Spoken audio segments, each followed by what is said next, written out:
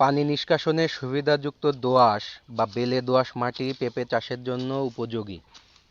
কাঁচা পেঁপে সবজি হিসেবে এবং পাকা পেঁপে ফল হিসেবে খাওয়া হয়।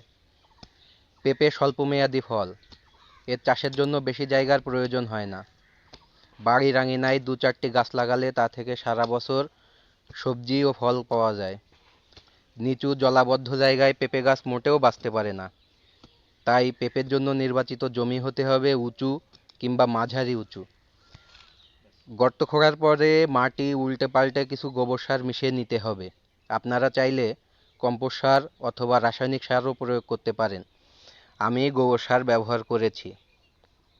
আপনারা প্রতিটি গাছের জন্য 500 গ্রাম টিএসপি, 250 গ্রাম জিপসাম, 20 গ্রাম বরিক অ্যাসিড এবং 20 গ্রাম জিঙ্ক সালফেট সার ব্যবহার করতে পারেন। সার মিশ্রিত মাটি দিয়ে গর্ত পূরণ করে সেচ দিয়ে দিবেন। পড়ন্ত বিকেল চারা রোপণের জন্য উত্তম সময়। চারা রোপণের সময় একটা জিনিস ভালোভাবে লক্ষ্য রাখবেন, যাতে চারার গোড়া বীজতলা বা পলিব্যাগে মাটির যতটা গভীরে ছিল তার চেয়ে বেশি গভীরে না যায়।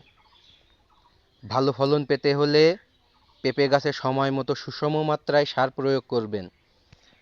প্রতি গাছে 450 থেকে 500 গ্রাম ইউরিয়া এবং একই পরিমাণ এমওপি সার প্রয়োগ করবেন। চারা রোপণের 1 মাস পর হতে প্রতি মাসে গাছ প্রতি 50 গ্রাম ইউরিয়া ও 50 গ্রাম এমওপি সার প্রয়োগ করবেন। গাছে ফুল আসার পরে সারের মাত্রা দ্বিগুণ করে দিবেন। মাটিতে রসের অভাব হলে পানি সেচের ব্যবস্থা করবেন। পেঁপে চাষের জমি সবসময় আগাছা মুক্ত রাখার চেষ্টা করবেন। বর্ষার সময় আগাছা দমন করতে গিয়ে মাটি যাতে বেশি আলগা না হয় সেদিকে লক্ষ্য রাখবেন। অন্যান্য সময় প্রয়োজন অনুযায়ী পেঁপে গাছে পানি দিবেন। বৃষ্টির পানি যাতে গাছের গোড়ায় জমে না থাকে সেই ব্যবস্থা করবেন।